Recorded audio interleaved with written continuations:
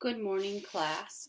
I just wanted to, today we'll be covering chapter 1, but I wanted to start with telling you a little bit about one more thing about the course website. So I got an email from a student asking about how to access the textbook, which was a great question. So what I wanted to do was show you how to get to the online textbook, which is included in the price of your course. This is on the syllabus, but I wanted to just sort of make it more prominent. So if you sort of follow me here, you go to your home page, and this is the student view. Go to the McGraw-Hill link, and it's going to take me to, it's already linked to my section. And I click go to my Connect section, continue. I'm going to have to change it from instructor to student, but what you'll see here is also a link to the psych interactivity assignments and all of the Learn Smart ones. So, and it's organized by list. You can also look at the syllabus here. It tells you about the instructor and how to contact me. To access the ebook, you simply click on Understanding Psychology, and it will load. And you can go to the book content. So the front matter talks a lot about good studying harder, not longer, and it goes through all the table of contents. So it goes through the videos for chapter 1 and all of the figures. So that's how you end up reading your textbook. But you also can read through the Learn Smart part. And the great thing about this is that everything in Connect is linked with Blackboard. So what you can just do to go back to Blackboard is you just click this return back to Blackboard. And then you're back to your original site. So that is one way to access the textbook. Another way is you can go to your weekly content, go to the unit you're in. We're currently in Unit 1, Chapter 1, and if this item does not open automatically, it hasn't opened automatically, you can go, it takes you straight to the textbook as well. So I just wanted to show you that there are multiple ways, and this is, I can see here and track it, is that 3 students have done it. Students are in progress, but so I can see what you're doing. But let's get back to the lecture. Once again, I just wanted to say I'm really excited about this course. I've spent a lot of time thinking about it, and I can't wait to sort of get your input and see what brings you to this course as well. So we're talking about Introduction to Psychology. There are, for each module, there are learning objectives. So we are going to cover what is the science of psychology, what are the major specialties within the field of psychology, and where do psychologists work. So psychology is the study of behavior and mental processes. And within psychology, there are many subfields. So there's behavioral genetics and behavioral neuroscience. Again, it's focusing on the behavior piece, whereas genetics is looking at the origin of the behavior, and neuroscience is looking at how the brain affects our behavior. Clinical psychology versus clinical neuropsychology, so mental health versus sort of cognitive processing, learning disabilities, so forth. Cognitive psychology, counseling psychology, cross-cultural psychology. This is sort of a new movement. Developmental psychology, which is my favorite part. So I may put more emphasis in my lectures on developmental psychology. And if there's an area of psychology that catches your interest, I can tailor my lectures to that. Educational psychology, environmental psychology, evolutionary, experimental psychology, which sort of encompasses all of the research area, health psychology, and forensic. So, and it keeps going.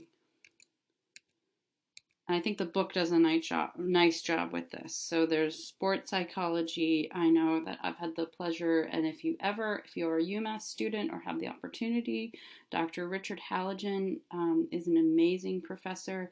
He is the sports psychologist for the UMass hockey team. He does a lot of work with them in that capacity, school psychology, looking at behaviors and how the classroom and individual students can be helped to manage those. Social psychology with everything that's going on right now, it's really important to sort of look at the social dynamics in regards to authority and those affected by it, so the police and African Americans. Industrial psychology, how it affects how our behavior and cognitive processes affect what we do in business. So there's many, many, many avenues of psychology. So when we think about psychology in the behavior aspect, there is this piece of that people are biological organisms, and therefore they have their brain and the way the nervous system and the biological, so the somatic part of the body, determines behavior, and that there is an interaction between our sensory systems and the environment. And how we think about the world, and think is sort of a general term that encompasses sense, perceive, learn. Experimental psychology is basically studying that process with a specific focus. And with one area of experimental psychology is cognitive psychology, which sort of focuses on higher mental processing. So an example is, if you think about teenagers, we hear all the time about how they have a hard time making decisions, or they make quote unquote bad decisions. Well, research has shown that they have impulsivity because parts of their brain haven't developed. And this was shown through cognitive psychology. Or another area of cognitive psychology is cell phone use and driving. And some studies have shown that if you use your cell phone while driving, it inhibits you even more than if you were intoxicated with alcohol. Okay, so here comes my sort of favorite part, is the developmental psychology piece and looking at change and stability of behavior across the lifespan. So developmental psychology is studying how people grow and change from the moment of conception to through death. Personality is looking at the consistency of the person's behavior over time. So temperament, I'm sure that some of you have read lots of character analysis of the presidential candidates and their personality. Okay. And when we think about psychological factors in regards to physical and mental health, we can also talk about three different areas: clinical psychology, health psychology, and counseling. So health psychology is just looking at the general relationship between physical ailments or disease. So someone with, I have a friend with Lyme disease, and a lot of the physical ailments has caused psychological issues with her. Clinical psychology, it deals with the study, diagnosis of treatment with psychological disorders, and counseling psychology is a little bit different. It's focusing more on behavior and within education, social interactions, and careers. So most big companies actually have basically a counselor that they see that is available to help with workplace issues and so forth. Social psychology, how people's thoughts, feelings, actions are affected by others. And the cross-cultural, which again is sort of an emerging area, is investigating the similarities and differences across cultures and ethnic groups. And this is emerging, and it's important to note this because There is a lot of research being shown, and you will see a little bit of this reflected in the, especially John Oliver video and the cultural and the media reflection about how we cannot generalize psychology without accounting for culture and ethnicity and so forth. Okay, so expanding on psychology's frontiers, which we're about to get to, is evolutionary psychology and behavioral genetics. So taking into account this idea that we start with some genetics, we inherit genes which then can affect our behavioral traits. And taking that one step further and seeing how the environment we're in affects how we display these traits. So let's take this down to sort of conversational language. You can look at the research with identical twins. So identical twins have the same genetic makeup, but they don't necessarily, they aren't identical physically at times, or they aren't identical in their behavior. So when we get the next lecture, we'll actually talk about sort of some of the differences in genetics, in behaviors and traits in twins, and sort of the ethics in exploring behavioral genetics. Clinical neuropsychology, it is, I like the idea of uniting the areas of neuroscience and clinical psychology. So someone who has a head injury and has memory issues after that, so a hockey player in the NHL has memory issues, they would go see a clinical neuropsychologist to help sort of remediate some of their issues that they have as a result in their cognitive processing as a result of the concussion or brain injury. So in general, you can think about where psychologists work. So pieces of the pie, the biggest ones are health and university, but there is also the school, independent practice, the VA, nonprofit. So you can see that all of these areas in the pie are representative of the different subtypes of psychology out there. Okay, so there's different education levels and types of education that you can get in psychology. So starting with education, you can get a PhD, you can also get a doctorate of education. A PsyD is often something that you get if you're doing clinical neuropsychology, a master's degree, bachelor's. And as a career, it opens a lot of different avenues for that. I'm going to sort of breeze through this piece because I think it's important to just acknowledge this, but I don't want to dwell on it too much. I think the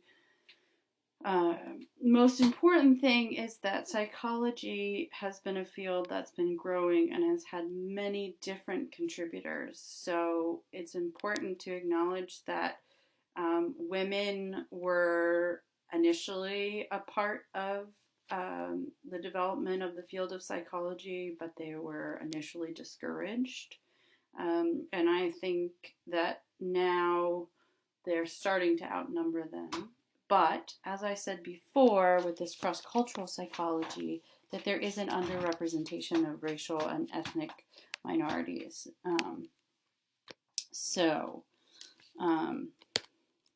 Moving on, we're going to start talking about section 2, or module 2, and the learning objectives are: what are the origins of psychology, what are the approaches, what are the major issues, so key issues and controversies, and what does the future hold?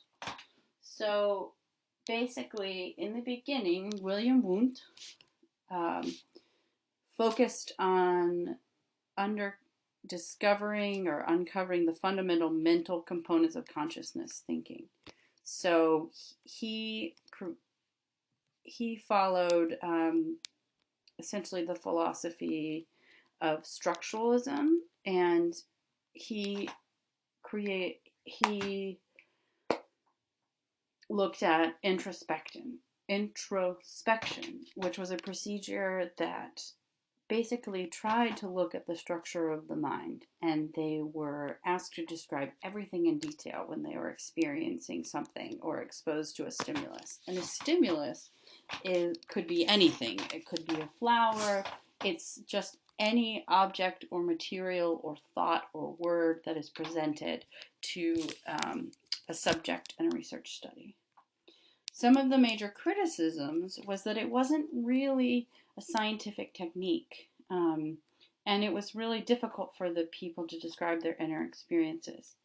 However, it was one of the first attempts to look at the mind and what is going on in the mind, and it's important to acknowledge his contribution in that sense.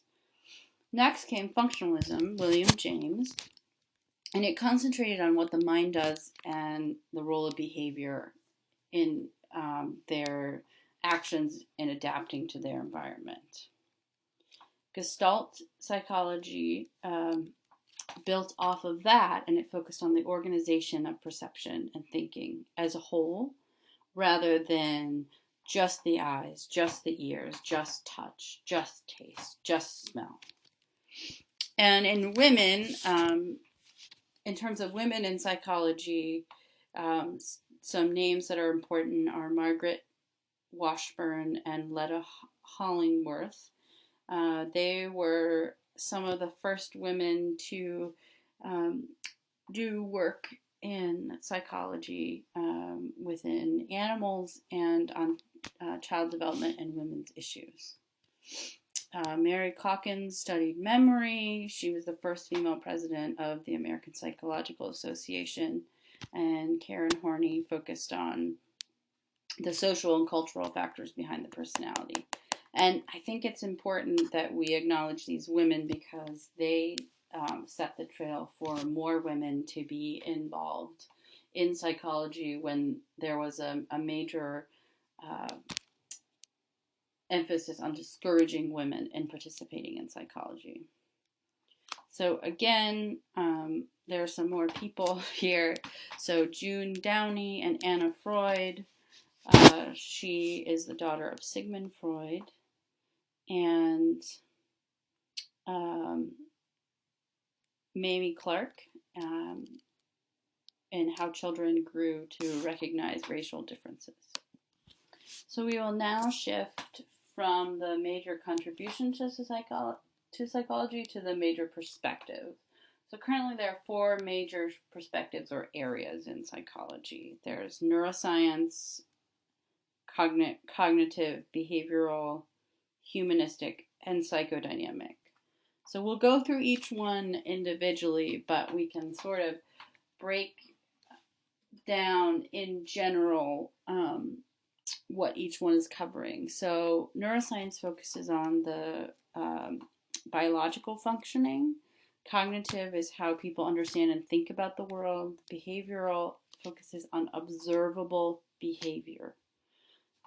Humanistic is sort of trying to take a more whole context picture and think about how people can control their behavior and how they try and reach their potential. And psychodynamic is really looking at that inner unconscious force and how that impacts behavior and that a person has very little control of that. So the neuroscience, as I said, takes sort of a biological perspective, and within that it looks at the brain, the nervous system, and other biological functions. For chapter 3, we will be focusing on this. The psychodynamic perspective was founded by Sigmund Freud. Behavior is motivated. He believed that behavior is motivated by an unconscious inner force which they have no control. So one of the avenues that he did, I spent a lot of time in this area exploring, is dreams. So I think this quote is appropriate. The interpretation of dreams is the royal road to a knowledge of the unconscious activities of the mind.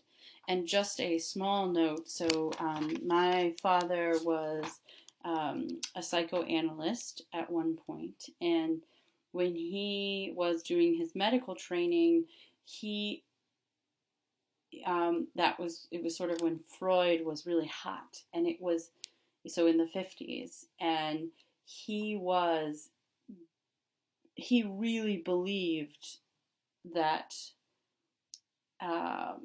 dreams were the eyes to the soul, basically, and the Oedipus complex, and all of that. It was it was sort of beyond a phenomenon, and while it was hard to scientifically prove, it was something that was deeply believed in the medical community. So now it sounds a little bit absurd in modern day, but at the time when it came out and was being taught, it was something that was very powerful. So the behavioral perspective was led primarily by John Watson and B.F. Skinner, and this is sort of that observing behavior itself, the measurable behavior. So this is B.F. Skinner and his Skinner box with the rat, and he not only did research with animals, but he also did research sort of looking at human behavior as well. So the cognitive perspective, and we'll spend some time talking about this later on in the class, focuses on how they think, understand, and know about the world. So information processing, and how that sort of affects our behavior. So we're going to watch two videos, and this is sort of a developmental aspect. And can you look at these two glasses? Do you think that they have the same amount of juice? You think they have the same? Okay.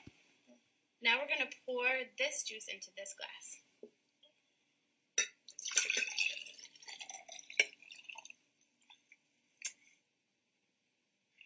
Now, do you think that this glass has more juice, this glass has more juice, or do you think that they have the same amount? That one has more. This one has more, and why do you think that this one has more? Because it's taller. 1, 2, 3. Wait, 1, 2.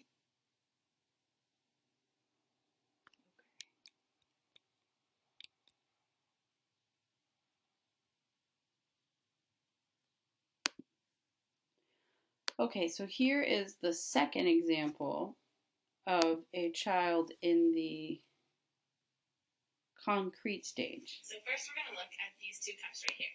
Do you think there's the same amount of juice in this glass as there is in that glass? They're even? Okay. So we're going to take the juice from this glass and pour it into this one right here.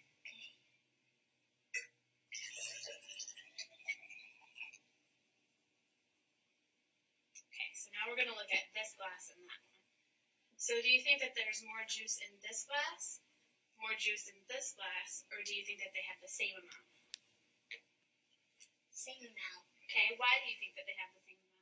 Just because this is skinny doesn't mean it's not the same amount. It has the same amount of juice in it, but this one is just wider and this one's skinnier, but they have the same amount of juice in it.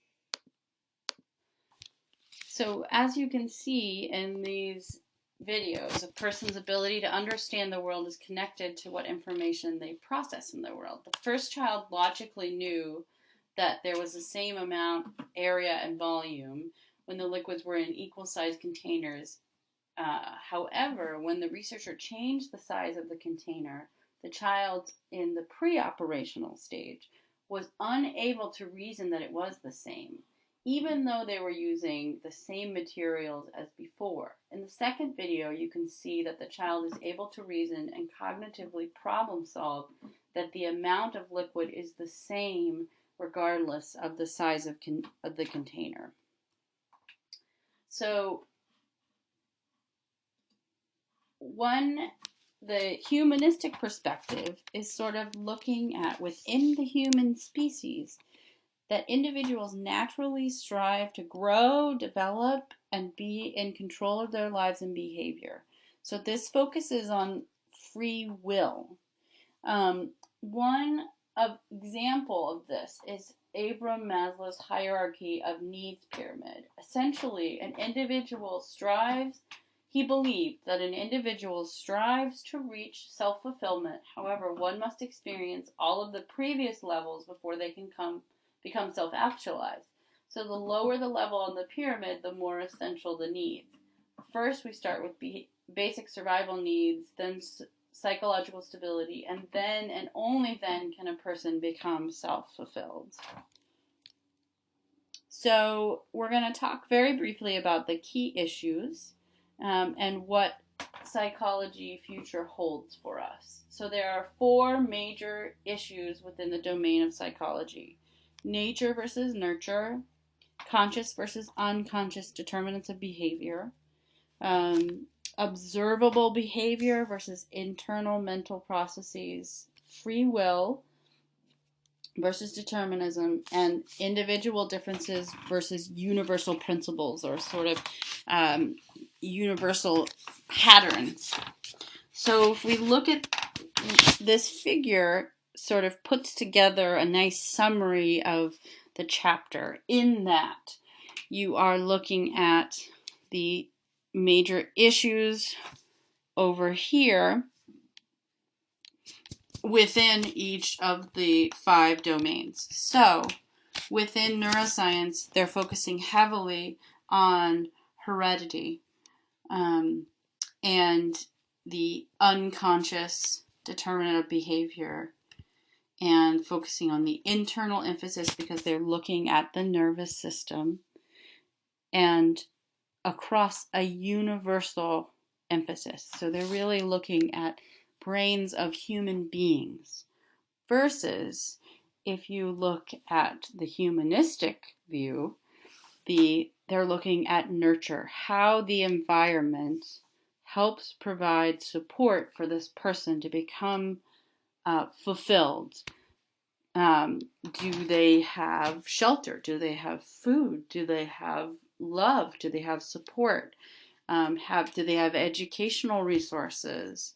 And that this really talks about this conscious piece here, because they have to draw upon their physical needs being met to think about their psychological needs, and then put them all together to become self-actualized. And that they have a free choice in this. They are choosing to grow and develop themselves. And each individual is going to be slightly different than the humans striving to improve themselves across the whole. If you think about this within cognitive, nature versus nurture, they're looking at how people understand and process information from a basic biological perspective, but then you also want to see, if you alter something in the environment, how does it change? Conscious versus unconscious, again, it's encapsulating both, and that they have a free will to choose. Free will meaning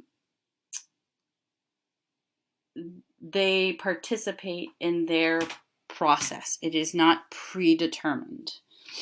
So we can focus then that one of the major key issues, and as I was sort of emphasizing before, was free will, and that behavior is caused primarily by choices that are made by the individual. So that little girl in the video in the pre-operational period, she made the choice to say that there was more in the tall, skinny glass, and had a reason.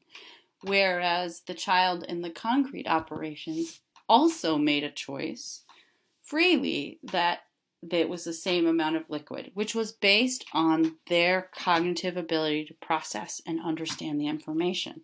Determinism is sort of thinking about people's behavior is affected by factors outside of their willful control. So their brain isn't developed, they don't have control over their unconscious, and so forth. So the future for psychology is that it's going to become increasingly specialized and that new perspectives will constantly evolve and build off of each other. So, and neuroscientific approaches such as EEG, MRI, and so forth will influence other branches. And issues of public interest. So I'm sure that there will be lots more research now about racism within social psychology and how we can look into this and understand it so that we can train police officers better and so forth. And diversity, again, we sort of want to think about what we're studying and how we can account for differences across the human race. So that's it for today. Thank you very much for listening. And if you have any questions, please email or post them in your Chapter 1 discussion. Thank you.